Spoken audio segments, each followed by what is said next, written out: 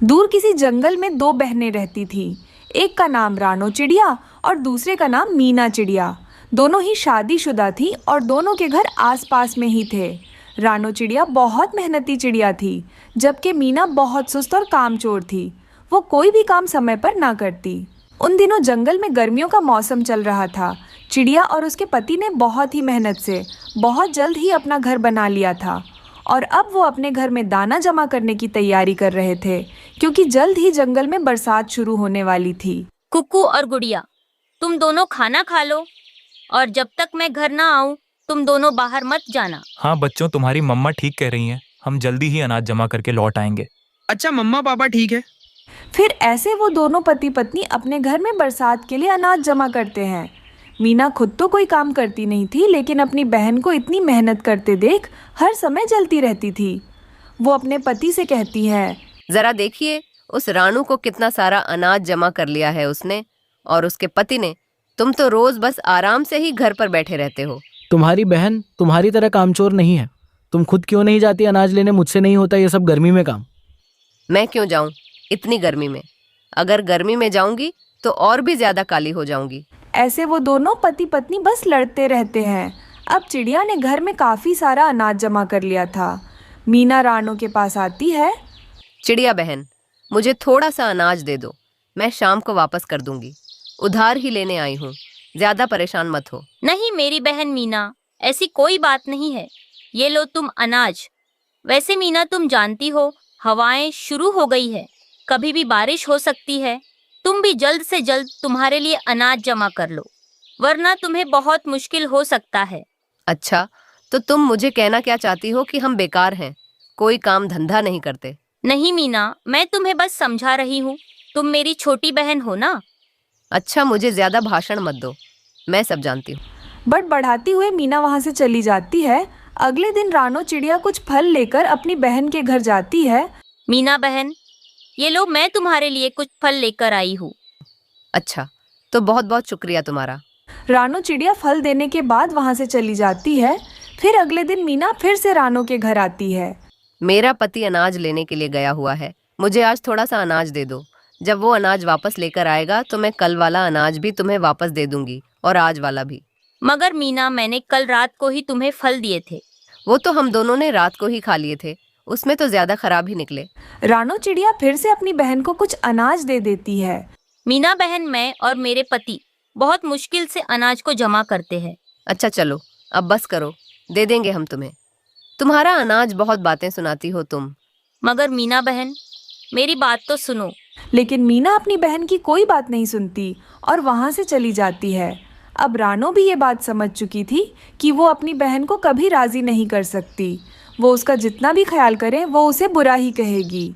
मौसम बदल जाता है, तेज हवाएं चलने लगती हैं और जंगल में बरसात शुरू हो जाती है। सब पक्षी अपने घोंसलों में बैठे हुए थे। मीना बरसात में फिर से रानो के घर आती है। तो रानो दीदी, आप बहुत प्यारी हो, मुझे बहुत भूख लग रही है, क्या आप मुझे थोड़ा सा अनाज दे दोगी? रानो अपनी बहन को अनाज देकर कहती है, मीना, आज के लिए बस तुम अनाज ले जाओ। मैं फिर से तुम्हें अपना अनाज नहीं दे सकती, वरना मेरे बच्चों को भूखा रखना पड़ेगा। फिर मीना अनाज लेकर गुस्से में वहाँ से चली जाती है। मीना ने तो अपने घर में कोई अनाज जमा नहीं किया था। मम्मा, मीना मौसी कितनी बुरी है, हमसे अनाज भी लेकर जाती है और बातें भी सुना जाती हैं। नहीं कुकू बेटा, बड़ों को ऐसा नहीं कहते। अगले दिन उसे फिर से भूख लगती है और वो दूसरे पक्षियों के पास जाती है, मगर कोई भी उसकी मदद नहीं करता। फिर उसे एहसास होता है, ये जंगल के पक्षी कितने बुरे हैं। मेरी बहन ने मुझे हर बार मदद की, अपने अपने ही होते हैं। मैंने तो कभी भी उसके एहसान को एहसान नहीं समझा, मेरी ही गलती है। मीना फिर से अपनी बहन के घर जाती है। रानू, मेरी बहन, मुझे माफ़ कर दो। मैंने तुम्हें हमेशा परेशान किया, लेकिन तुमने मेरी हमेशा मदद की। मैं कल से खुद का अनाज जमा करूंगी। मैं कल से तुम्हारे पास नहीं आऊंगी। आज के लिए सिर्फ एक बार अनाज दे दो। अरे मीना बहन, ये तो बहुत अच्छी बात है, तुमने बहुत अच्छा सोचा। रानो अपनी बहन मीना को कुछ अनाज दे देती है। दूसरे दिन से मीना खुद से ही भोजन ढूंढने के लिए घर से बाहर निकलती है। ऐसे वो पूरी तरह बदल जाती है।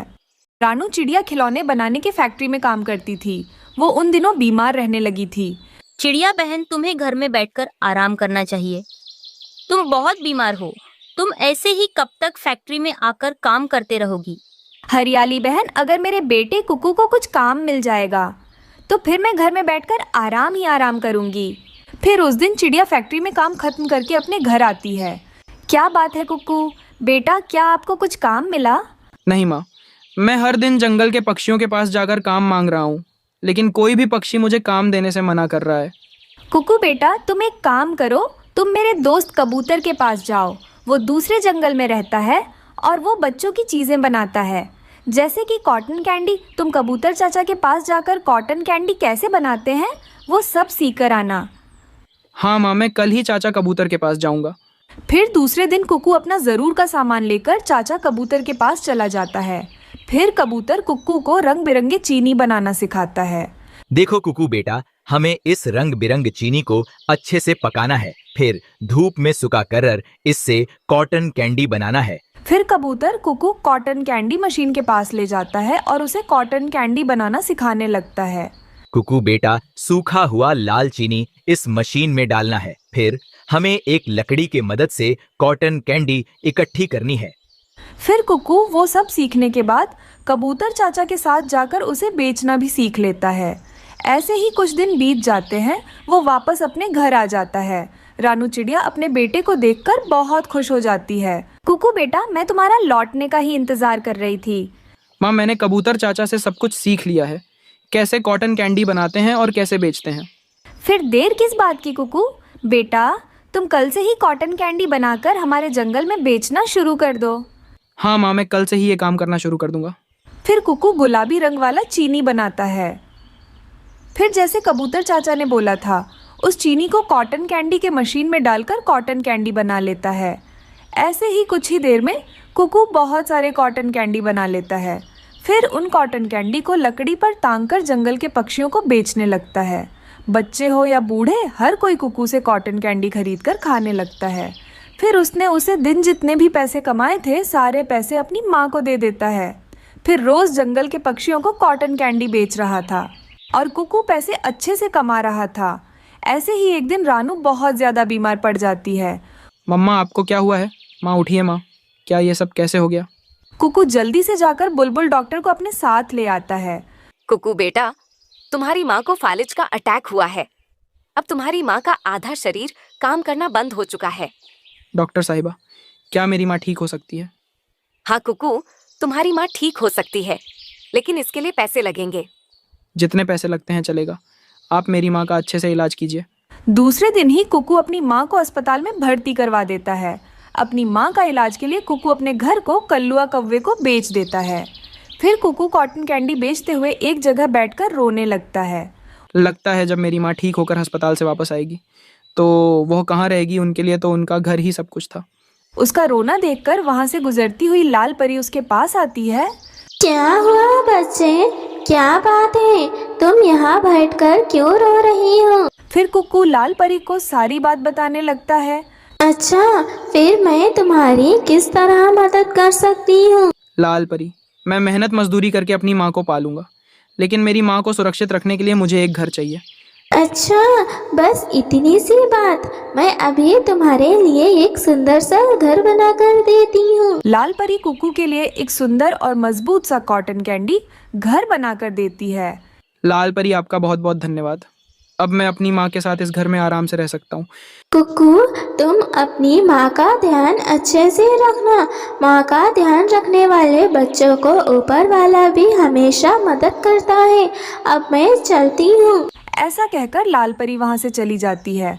ऐसे ही कुछ दिनों बाद रानू पूरी तरह ठीक हो जाती है और अपने घर वापस आ जाती है। कुकू बेटा, ये तो कॉटन कैंडी का घर है, लेकिन हमारा घर कहाँ है?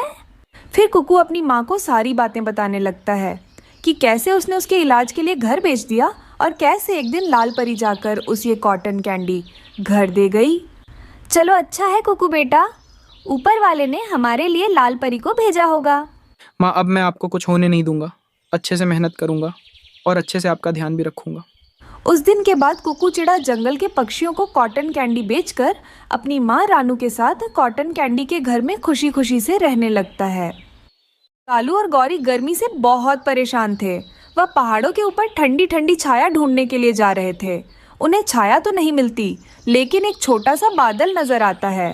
गौरी, वो देखो वहां एक बादल है, जल्दी से उसे पकड़ते हैं, कहीं वह भाग न जाए। फिर वो दोनों जल्दी से जाकर छोटे बादल को पकड़ लेते हैं। कौवे अंकल जी, मुझे छोड़ दीजिए, मैं अपने पापा के साथ जा रहा था, अचानक से रास्ता भटक गया। इतने दिनों बाद मिले हो, अब हम तुम्हें क्यों छोड़ेंगे? आने दो, तुम्हारे बाप को ना जाने कहाँ बरस रहा है। हमारे जंगल में तो अभी तक तपती गर्मी पड़ रही है। ऐसा कहकर गोरी कौवी जल्दी से रस्सी लाती है और बादल को रस्सी से बांध देती है। थोड़े समय बाद बादल का पिता आता है और अपने बेटे को रस्सी से बंधा हुआ देखकर चौंक जाता है। मेरे बेटे को ऐसे बांध के क्यों रखा है? हमें छोड़ दो, हमें पूर्व के जंगल में बारिश करने के लिए जाना है। हम तुम्हारे बेटे को तभी छोड़ेंगे जब तुम हमारे जंगल में बारिश करोगे। नहीं नहीं, मैं ऐसा नहीं कर सकता। तुम्हारे जंगल में सूखे का मौसम चल रहा है, जब बारिश का मौसम शुरू हो जाएगा मैं तभी आऊंगा। कालू कौवे तो बहुत ही दुष्ट पक्षी थे, वह किसी की भी नहीं सुनते हैं। वह छोटू बादल को लेकर वहां से भाग जाते हैं। बड़ा बादल उनके पीछे पीछे आता है। जल्दी से वह दोनों बादल को लेकर अपने घर चले जाते हैं।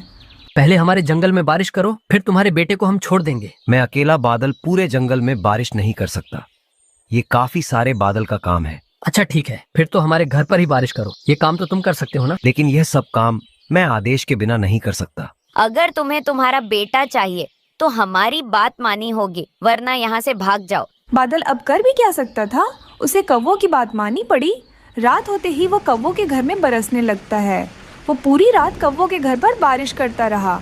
अब इस बादल से हम दोनों रोज रोज बारिश करवाएंगे। इसके बेटे को संदूक में छुपा देना। गोरी कौवी ऐसा ही करती है। पास में ही चिड़िया का घर था। चिड़िया को कौवों के घर में बारिश होते हुए दिखाई देती है। चलो, अच्छा हुआ जंगल में बारिश हो रही है, गर्मी से कुछ तो राहत मिलेगी। सुबह होते ही चिड़िया चौंक जाती हैं, क्योंकि वहाँ उसके घर पर कोई भी बारिश नहीं था। अरे ये क्या, मेरी आंखें धोखा कैसे खा सकती हैं? मैं कितनी खुश थी। तभी चिड़िया की नज़र कौवों के घर पर जाती है। उनका घर तो भीगा हुआ था, हर जगह पानी दिखाई देती है। वह भागी भागी उनके घर जाती है। कौवे भैया, कल रात बारिश हुई थी क्या? हाँ हुई थी। क्या तुम्हारे घर नहीं हुई? नहीं हुई थी, यही तो मैं पूछने आई हूँ। ऐसे कैसे हो सकता है? चिड़िया, हमें क्या पता ये सब कैसे हुआ, लेकिन जो भी हो हमें तो मजे ही आ गए। यह सुनकर चिड़िया वहाँ से चली जाती है। कुछ घंटे बाद पापा बादल अपने बेटे को लेने कौवों के घर आता है। अगर तुम्हारे बेटे को जिंदा देखना चाहते हो तो तुम्हें रोज हमारे घर पर बारिश करनी होगी, वरना मैं तुम्हारे बेटे को मार दूंगा। पापा बादल बहुत डर जाता है और कौवों के सामने रोने लग जाता है। वो ऐसा मत करना, मैं रोज तुम्हारे घर पर बारिश करूंगा, लेकिन मेरे बेटे के साथ कुछ मत करना। अच्छा ठीक है, मगर किसी को बताने की कोशिश भी मत करना। याद रखना, तुम्हारा बेटा कालू और गौरी के कब्जे में है। पापा बादल निराश होकर वहाँ से चला जाता है। वह दिन भर नदियों से पानी पीकर रात होते ही कौवों के घर में बरसने लगता है। अब लगातार उनके पेड़ पर बारिश होने से उनका पेड़ फलों से भर जाता है। कालू जी, यह देखिए, हमारे पेड़ पर फल भी लग गए। यह बादल का बेटा तो बड़ा ही काम आया।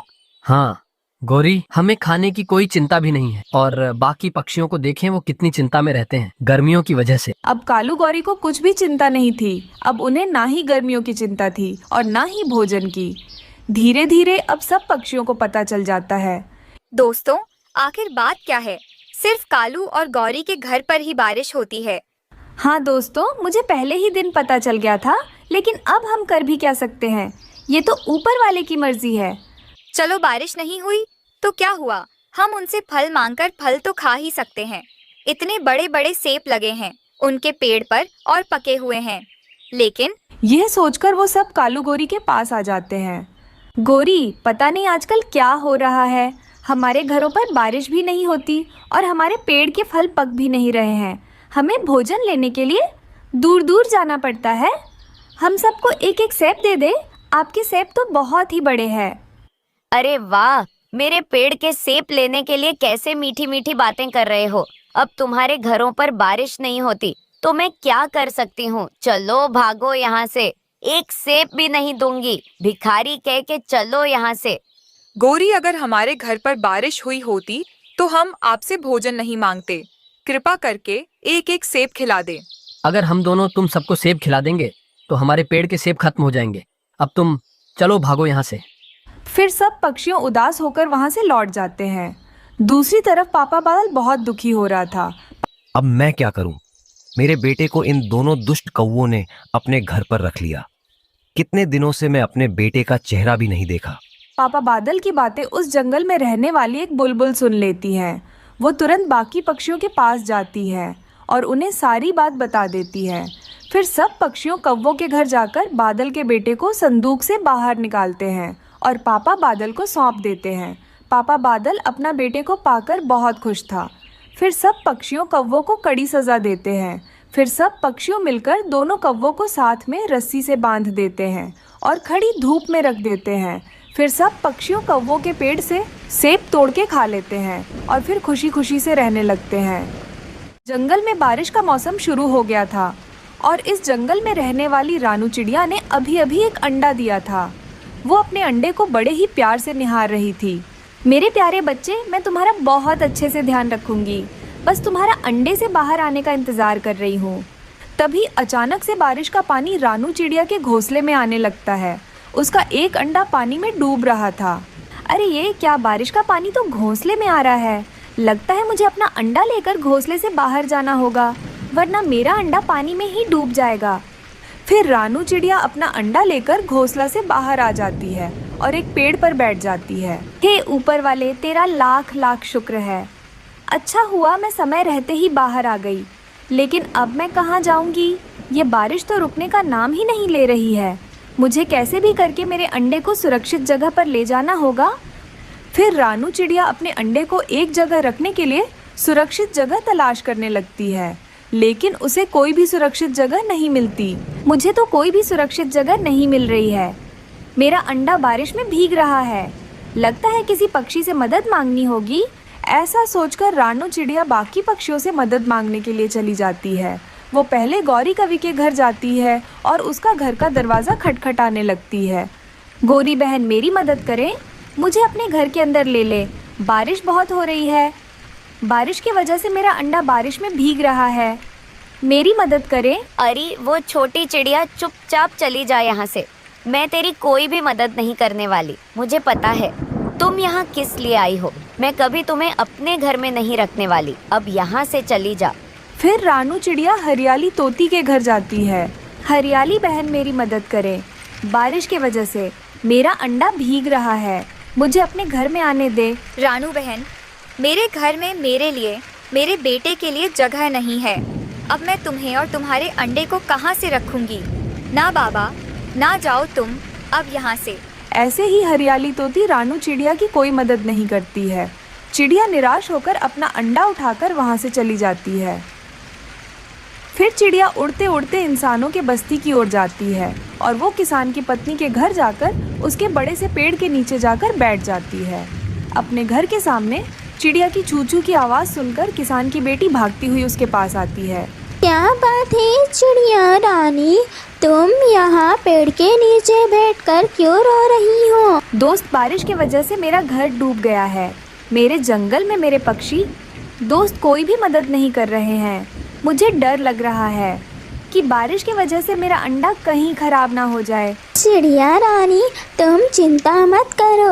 मैं अभी तुम्हारे बारे में अपनी माँ को बताती हूँ। मेरी माँ तुम्हारी मदद ज़रूर करेगी। फिर वो नन्ही सी बच्ची अपनी माँ के पास जाती है और चिड़िया के बारे में सारी बात बताती है। उसे चिड़िया को हमारे घर के अंदर आने दो। हमारा घर बहुत बड़ा है। वो किसी कोने में अपना घोंसला बनाकर रह सकती है।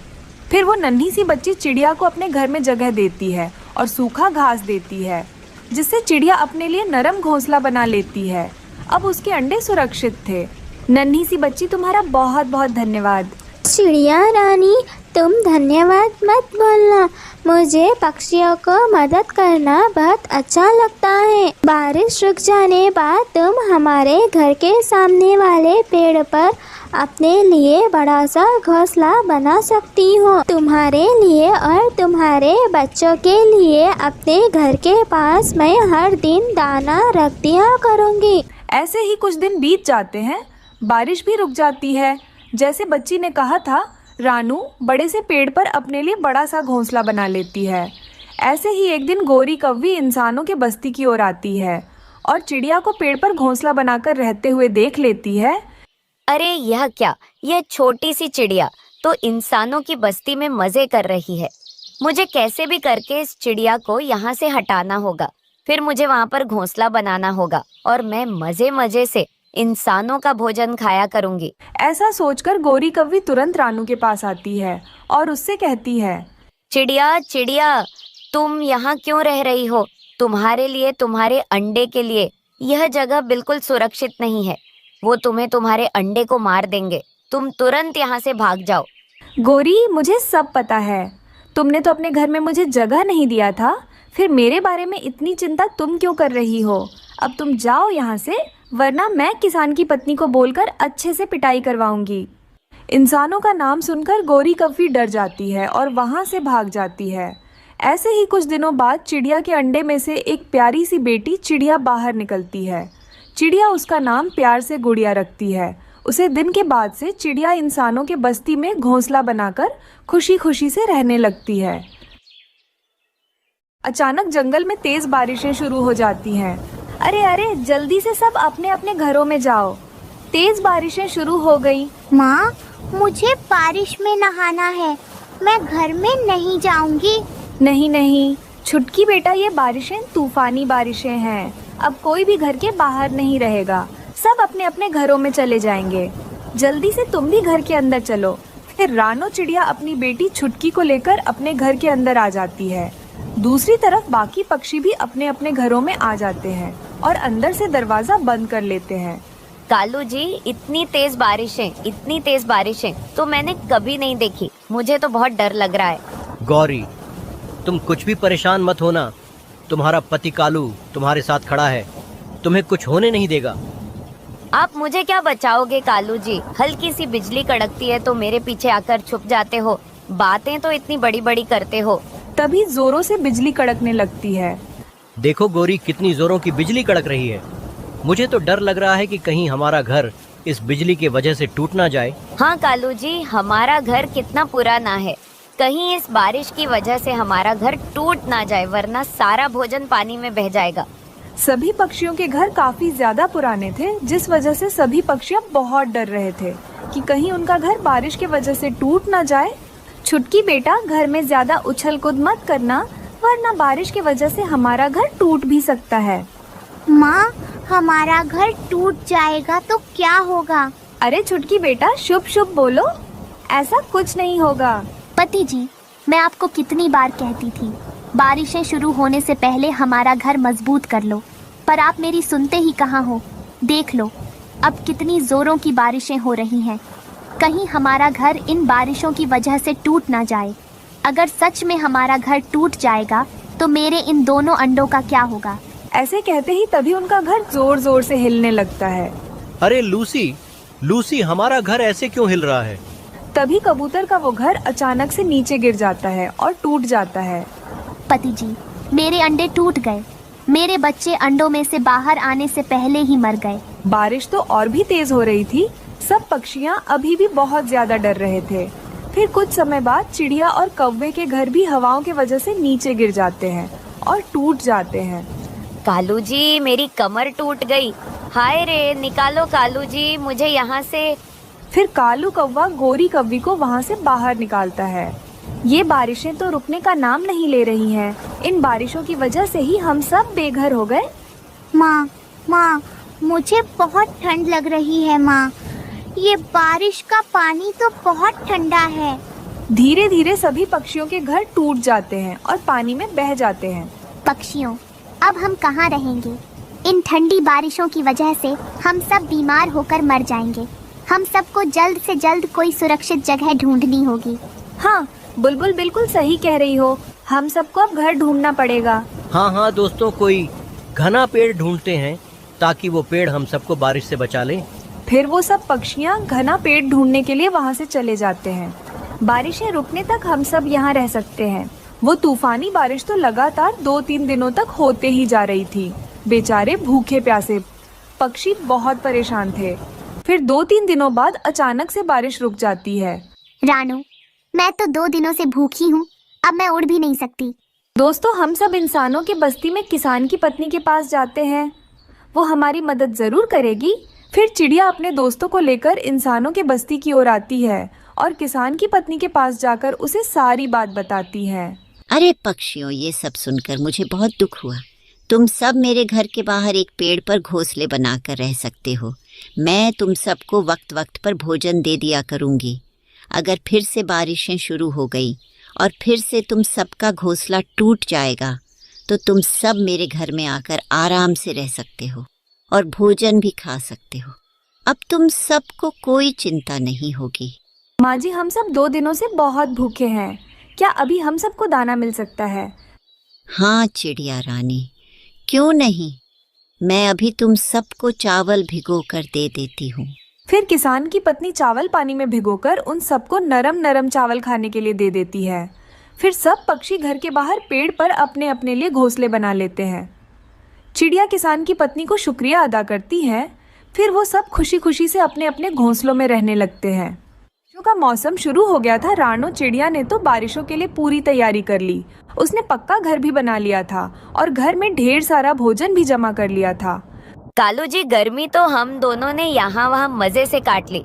अब इन बारिशों का क्या होगा? क्या बात है गौरी, अभी तक बारिश क्यों नहीं हो रही? वैसे मुझे बारिश का मौसम बहुत पसंद है। कौवे ने ऐसा बोला ही था, तभी जोरों की बारिश शुरू हो जाती है। गोरी कौवी जल्दी से घर के अंदर चली जाती है, लेकिन कालू कौवा तो बारिश के पानी में नहा रहा था। गौरी, तुम भी जल्दी से बाहर आ जाओ। बारिश में नहाने का मजा ही कुछ और है। कालू जी, ये सब काम आप ही करना, मुझे बारिश में नहीं नाचना है। गोरी को बहुत तेज भूख लग रही थी, लेकिन घर में खाने के लिए कुछ भी नहीं था। मुझे तो बहुत भूख लग रही है, लेकिन मेरे पति पागल हो गए हैं जो बारिश में नाच रहे हैं। अब मुझे ही भोजन का कुछ ना कुछ करना पड़ेगा। फिर गोरी भोजन के लिए बारिश में उड़ रही थी। तभी वो बुलबुल के घर से खिड़की में से झांक रही थी।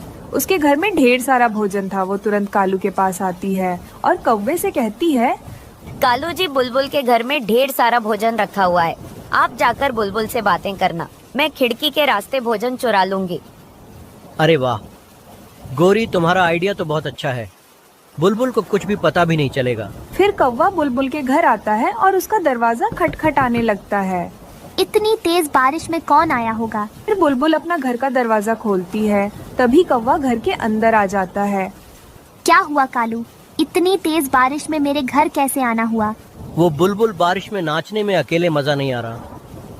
क्या तुम भी मेरे साथ नाचोगी? नहीं कालू, मैं बारिश में बहुत जल्दी बीमार पड़ जाती हूँ। तुम किसी और के पास जाओ। ऐसे कालू कौवा बुलबुल को बातों में लगा रहा था।